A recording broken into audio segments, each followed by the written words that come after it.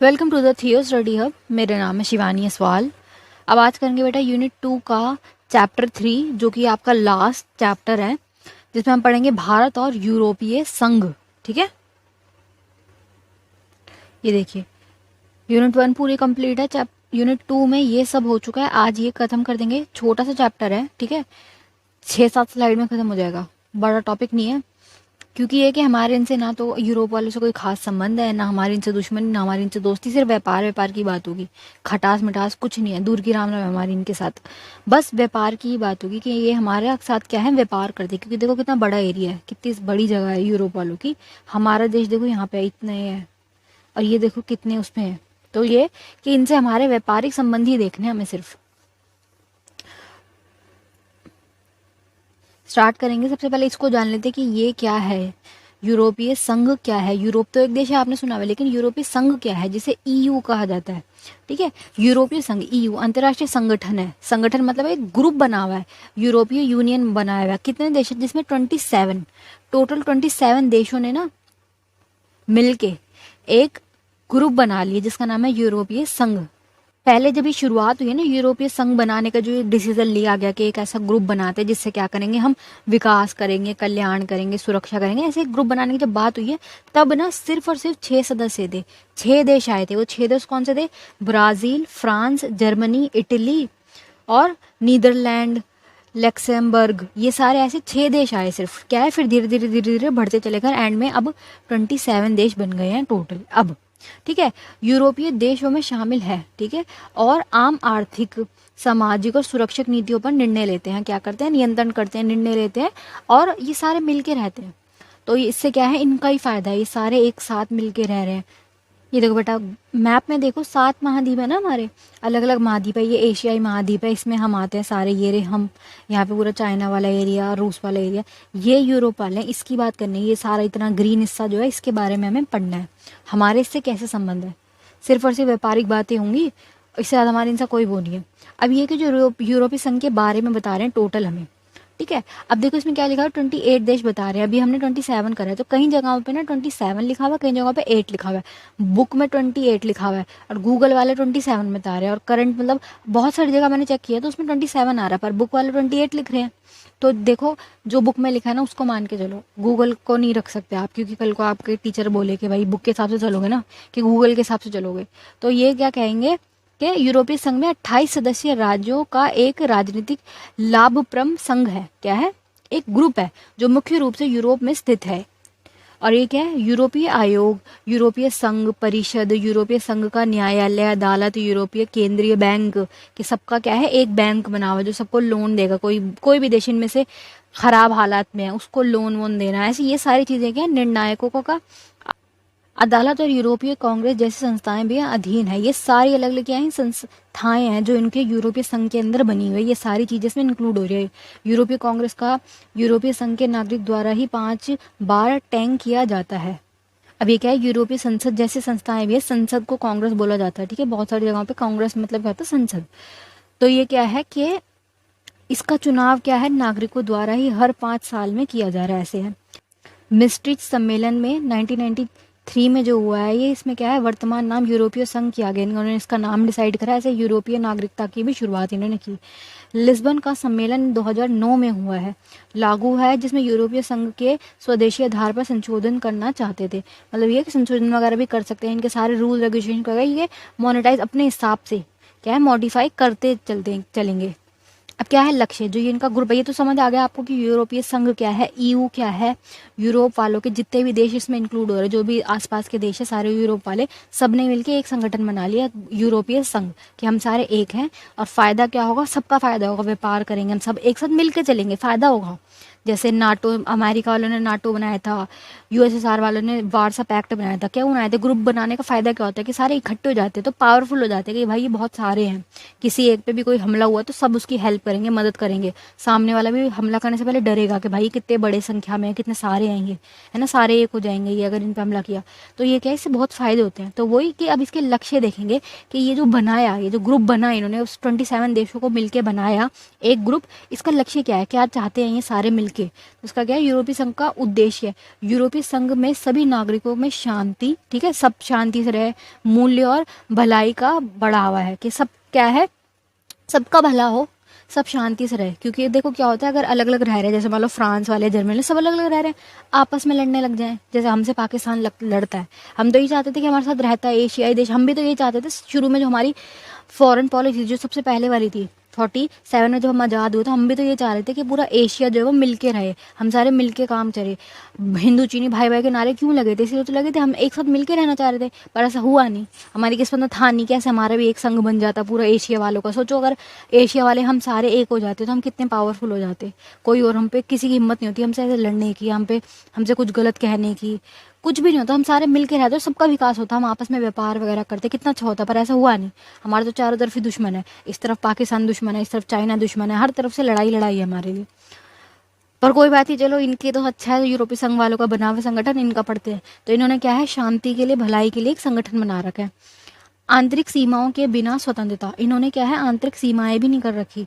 इनका ऐसे है कि अगर आप यहाँ पे जाओगे ना, हम घूमने जाना चाह रहे हैं चलो यहाँ पे, तो किसी एक देश का भी अगर वीज़ा लेते हैं ना, हम दूसरे देश में भी घूमने जा सकते हैं। यूरोप वाला का ये सिस्टम है कि किसी एक का भी वीज़ा ले लो तो सामने वाले, जैसे फ्रांस से मिलती हुई सीमा है ना, उसमें घूम सकते हो।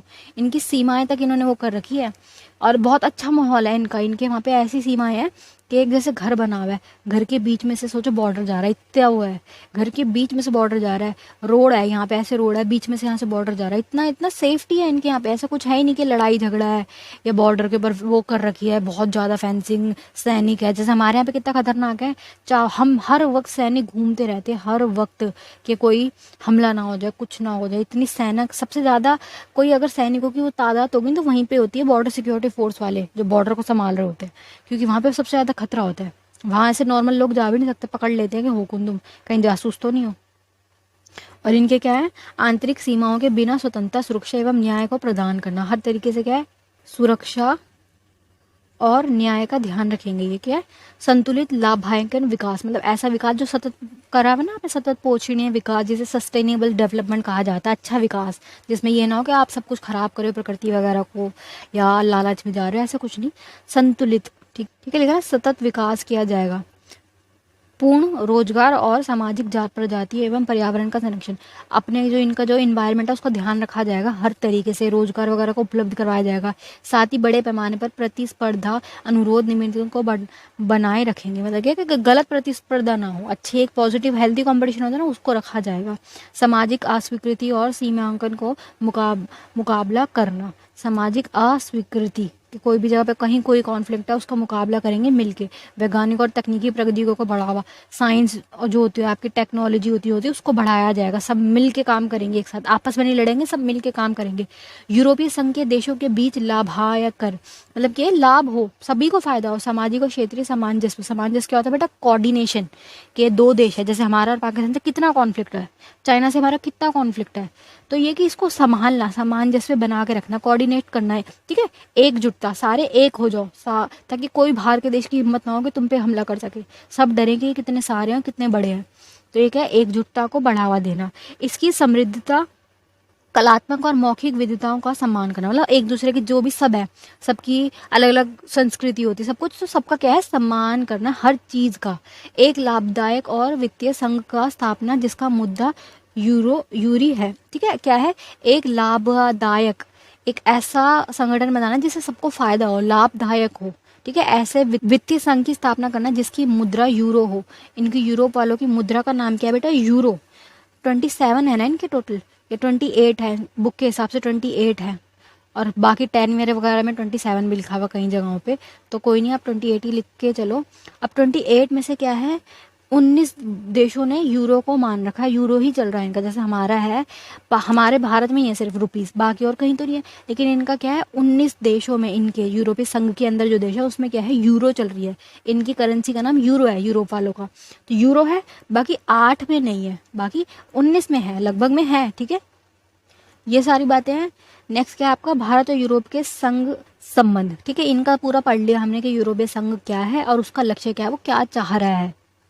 अब ये क्या बेटा, थोड़ा सा यहाँ से यहाँ तक यूरोपीय संघ के बारे में बता रहे हैं कि यूरोपीय संघ क्या है, एक आर्थिक शक्ति के रूप में उभरा। ठीक है, ये बढ़ के उभरा, बहुत बढ़ता चला गया। इसका उद्देश्य यूरोपीय देशों को आर्थिक और राजनीतिक रूप से एकजुट करना। इसका खुद का उद्देश्य क्या है ईयू का, कि इनको सबको आर्थिक सुरक्षा देना, एकजुटता करना, कल्याण करना, शांति सब व्यवस्था बनाए रखना, लड़ाई ना हो आपस में, ऐसे है। ठीक है, और ये क्या है, धीरे धीरे इम्पोर्टेंट क्यों हो गया ईयू के, क्योंकि ये बहुत बड़ा है, इसकी संख्या बहुत बड़ी है। ठीक है, बहुत बड़े एरिया में है, तो ये क्या है, एक शक्ति के रूप में उभरा। एक, ठीक है, ये लिखा यूरोपीय संघ एक शक्ति के रूप में उभरा। इसके बारे में बेसिक बातें बता रहे हैं। फिर अब यहाँ से भारत वाला टॉपिक शुरू है कि हमारा इनसे कैसा संबंध स्टार्ट हुआ है। हम जब आज़ाद हो गए, 47 में हम आज़ाद हो गए, उसके बाद क्या, भारत यूरोपीय संघ का संबंधों में शुरुआत 60 में हुई हमारी इनसे। 1960 के दशक में हमारी इनकी स्टार्ट हो गई। भारत 1962 में यूरोपीय आर्थिक समुदाय के साथ एक राजनीतिक संबंध स्थापित करने वाली प्राथमिक देशों में से एक है। सब हमने स्टार्ट करा है इनके साथ कि हम संबंध रखेंगे, और होंगे कैसे, आर्थिक समुदाय, मतलब पैसे से रिलेटेड, कि हम इनके देश से सामान खरीदेंगे, हमें कोई दिक्कत नहीं, इनकी कंपनी हमारे यहाँ पे काम कर ले आके, और हम भी इनके यहाँ सामान बेचेंगे, उससे क्या है, हमारा फ़ायदा होगा। ठीक है, 1993 में, ठीक है, आगे आगे आ गए, देखो 60 से 93 की बात चल रही है, में एक आम राजनीतिक रिपोर्ट पर हस्ताक्षर किए गए थे, और 94 में यूरोपीय संघ व भारत के बीच सहयोगी समझौते हुए। सहयोगी समझौते, सहयोग किस बात पे होगा, व्यापार के ऊपर, का विस्तार भी किया गया। रिपोर्ट के ऊपर हमने क्या हस्ताक्षर कर दिया कि हमें व्यापार करने में कोई दिक्कत नहीं है। यूरोपीय संघ में व्यापार और वाणिज्य सहयोग, वाणिज्य का मतलब बिजनेस, ठीक है, बिजनेस के बारे में क्या है, सहयोग के स्तंभों पर आधारित अधिक प्रभावी राजनीतिक संवाद में अवधि में लिपित बैठकें होती है। मतलब कि टॉपिक क्या चलता है हमारा इनके साथ, व्यापार का, बिजनेस का, वाणिज्य का। भारतीय परिप्रेक्ष्य से देखें तो यूरोपीय संघ भारत के साथ सहयोग, शांति व समर्थन, रोजगार, समृद्ध, लाभकारी विकास को बढ़ावा दे सकता है। हमारे इनसे फायदा ये, क्योंकि हमारे इनसे कोई लड़ाई नहीं है, कभी भी स्टार्टिंग से अब तक कोई लड़ाई नहीं है, कुछ कोई खटास कुछ भी नहीं है हमारे इनसे संबंध। तो क्या है, जब एक इतना बड़ा देश है, इतने पावरफुल लोग हैं ये, तो हम इनसे क्या कर सकते हैं, हम इनसे शांति के रूप में रहें, हम इनसे शांतिपूर्ण रहें, सहयोग करें, समर्थन करें, तो क्या है, रोजगार बढ़ेगा, सृजन होगा, रोजगार बढ़ेगा, लाभकारी विकास होगा। ठीक है, हम हमारी कंपनीज इनके यहाँ पे देश में लगाए तो हमारा फ़ायदा ही होगा ना। इनकी कंपनीज हमारे यहाँ पे आके काम करें तो हमारा ही फ़ायदा, हमें टैक्स मिलेगा, रोजगार भी मिलेगा हमें। ठीक है, तो ये क्या, सतत विकास, इसको ही क्या कहा जाता है, सतत विकास को गति को प्रदान करता है। इस प्रकार यूरोपीय संघ और भारत स्वाभाविक साथी की भांति महसूस करते हैं। हमारा इनसे क्या है, कैसा संबंध है, साथी जैसा, कि हमारा फ्रेंड है, जो हम मिल के क्या काम कर रहे हैं विकास के लिए। इनका भी मकसद ये है कि इन्हें विकास करना, हमारा भी यही है, हमें विकास करना है। किसी प्रकार की कोई लड़ाई नहीं है इनके और हमारे बीच में, उन्हें खुलापन पे लाभ उठाने का आवश्यकता है। ठीक है, नेक्स्ट है बच्चे, यूरोपीय संघ भारत शिखर सम्मेलन। अब ये इतना समझ आ गया कि हम इनसे व्यापार कर रहे हैं, हमारी इनसे कोई दिक्कत नहीं है। ठीक है, स्टार्ट हमारा यहाँ से हुआ है कि हमने सिग्नेचर्स कर दिए, हस्ताक्षर कर दिए व्यापार से रिलेटेड। अब क्या, कितने शिखर सम्मेलन हुए। शिखर सम्मेलन क्या होता है, व्यापार से रिलेटेड मीटिंग्स होती है, बड़ी बड़ी, बहुत बड़ी, हाई लेवल वाली। उसमें हमने क्या क्या इनका, हमारा का आदान प्रदान क्या चल रहा है, ये सारे शिखर सम्मेलन के बारे में बेसिक हमें इनके बारे में पढ़ना है। और ये एक इंपॉर्टेंट बात है, ये लिख लो, ठीक है, नोट्स बनाते हुए चला करो बेटा। जब वीडियो देख रहे हो तो हाथ में कॉपी और एक पेन जरूर रखा करो, सिर्फ सुनो मत, लिखते चलो। टॉपिक का नाम लिखो और क्या क्या बातें आ रही मेन में लिखते हुए चलो। जो मैं बोल रही हूँ वो भी, जो आपको इस हेडिंग्स में मेन हेडिंग्स है, मेन चीज़ें जो मैं हाईलाइट करती हूँ, जो मैं ऐसे करती हूँ, इन सबको लिखते हुए चला करो। अब इसमें क्या है कि भारत जो है ना हमारा, ईयू का, ईयू माने ये यूरोपीय संघ का 10वां व्यापारिक साथी है, 10वां 10th नंबर पे हम आते हैं। जैसे कोई हम है, कोई दूसरा देश है, हमारा वो सबसे पहला क्या है, व्यापारिक साथी है, वो सबसे ज़्यादा हमसे सामान खरीदते, तो हमारा पहला हो गया। ऐसे हम इनके ईयू वाले के 10th नंबर पे आते हैं, हम इनका 10वें, ऐसे मान लो ग्राहक है, होता ना, ये हमारा सबसे बड़ा ग्राहक है, इसको नंबर पहला, ये हमसे दूसरे नंबर पे सबसे ज़्यादा सामान खरीदता है, ये हमसे तीसरे नंबर पे खरीदता है। ऐसे हमारा 10वां नंबर आता है इनके वहाँ पे ग्राहक का, कि हम इनसे समर्थन करते हैं।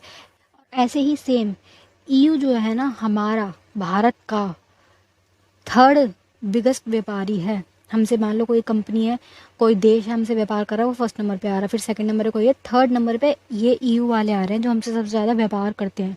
हमारा सामान यहाँ जा रहा है, इनका सामान हमारे पास आ रहा है। 3rd नंबर पे सबसे बड़े व्यापारी जो हमारे साथी हुए ना, बिजनेस पार्टनर कहा जाता है, तो ये हमारे बिजनेस पार्टनर है 3rd नंबर पे, और हम इनके कौन से नंबर पे, 10th नंबर पे।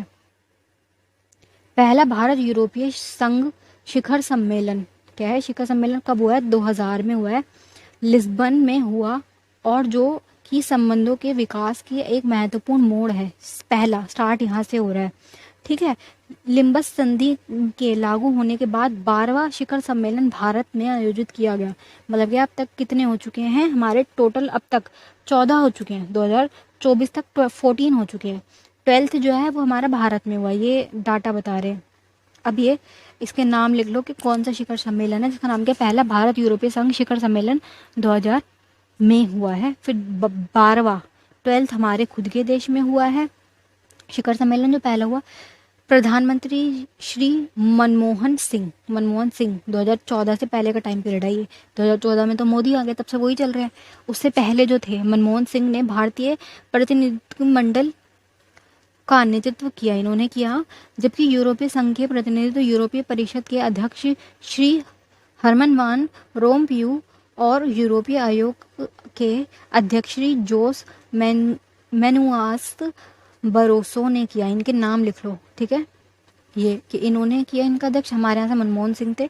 दोनों पक्षीय द्विपक्षीय संबंधों में समीक्षा के साथ ही क्षेत्रीय और विदेशी मुद्दों पर विचार किए गए। आदान प्रदान में मतलब बातचीत, सारे हर टॉपिक के ऊपर नेताओं ने द्विपक्षीय व्यापार की ही बात हुई। मेन निवेश, इन्वेस्टमेंट, कि हम आपके देश में इतना इन्वेस्ट कर रहे हैं, आप हमारे देश में करें, बातचीत का गहन संतोष व्यक्त किया।